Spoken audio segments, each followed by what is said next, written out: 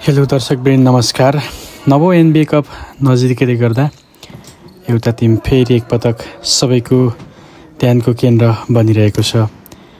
यो टिम हो tiptop help Nepal Sports club र अहिले यो टिमको ट्रेनिङ चलिरहेको छ त्रिपुरेश्वर स्थित दशरथ स्टेडियमभित्र।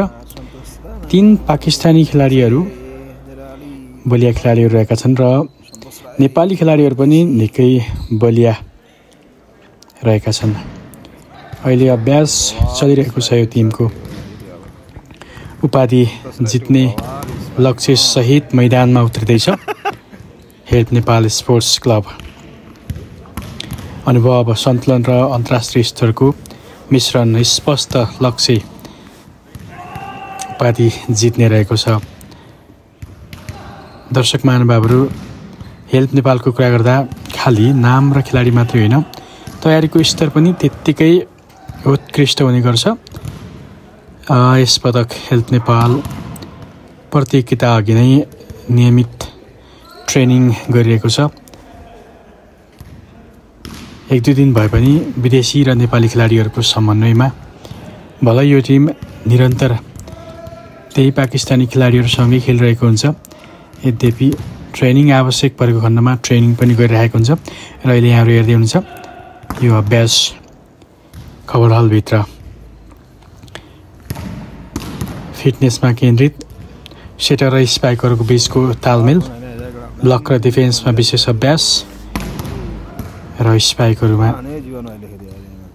कसरी उत्कृष्ट स्पाइक गर्न सकिन्छ त्यही हेरेको हुनुपर्छ यो टिमबाट।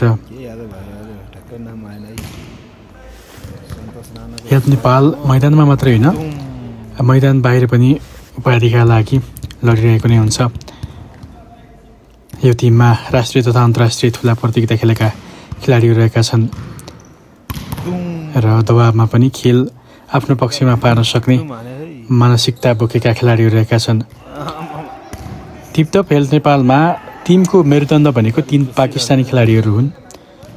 मुबासर राजा बाटु, त्यसै गरी मोहम्मद कासिफ नवेद र फकरुद्दिन पनि भन्ने गर्छौँ।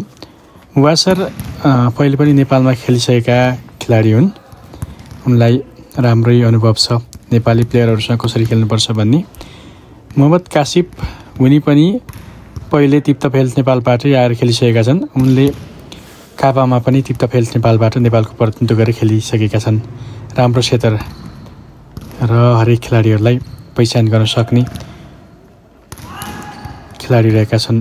त्यसै गरी फकरुद्दिन उनी पनि निकै राम्रा स्पाइकर रहेका छन् पाकिस्तानका र चौथो टाइगर कपमा निकै उत्कृष्ट खेल प्रदर्शन गरेका थिए उनले।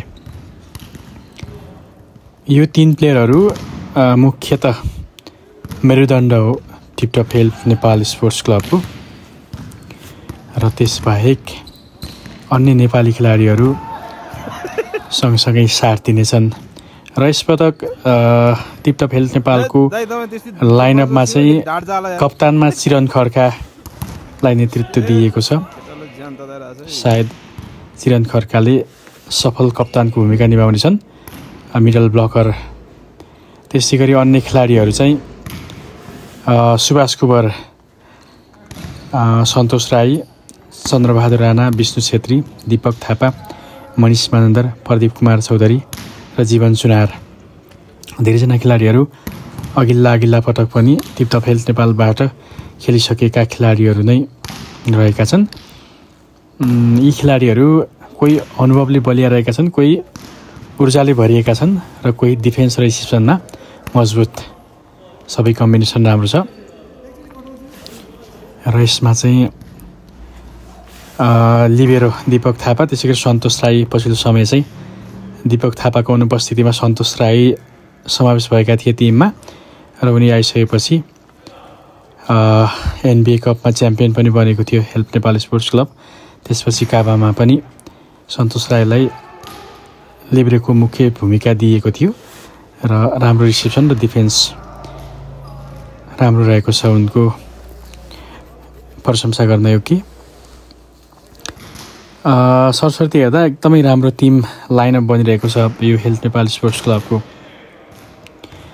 विदेशी खेलाडीहरूले अब कसरी खेलमा दबाब बढाउँछन् त्यसमा भर पर्ने कुरा छ हेल्प नेपाल स्पोर्ट्स क्लबको। र यी 3 पाकिस्तानी प्लेयरहरू, 1 सेटर र 2 स्ट्राइकरहरू निकै बलिया राष्ट्रिय टिममा खेलिसकेका खेलाडीहरू, त्यस कारणले पनि थप सहज हुनेछ भन्ने अनुमान लगाउन सकिन्छ। यद्यपि NBA हो, अर्का 3 पाकिस्तानी खेलाडी भएको टिम रुकुम पश्चिम पनि रहेको छ। त्यो टिमले पक्कै पनि चुनौती दिन सक्छ। NBA हरेक सेट चुनौती बनाउन सक्छ।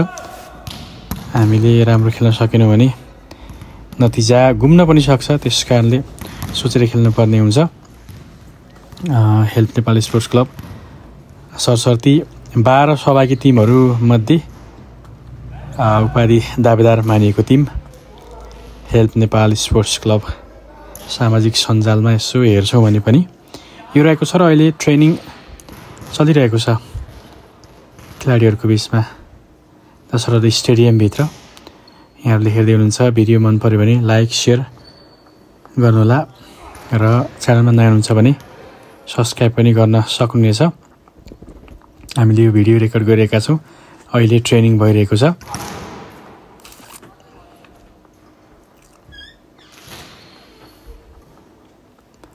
यो भिडियो त्रिपुरेश्वर खबर दशरथ स्टेडियमको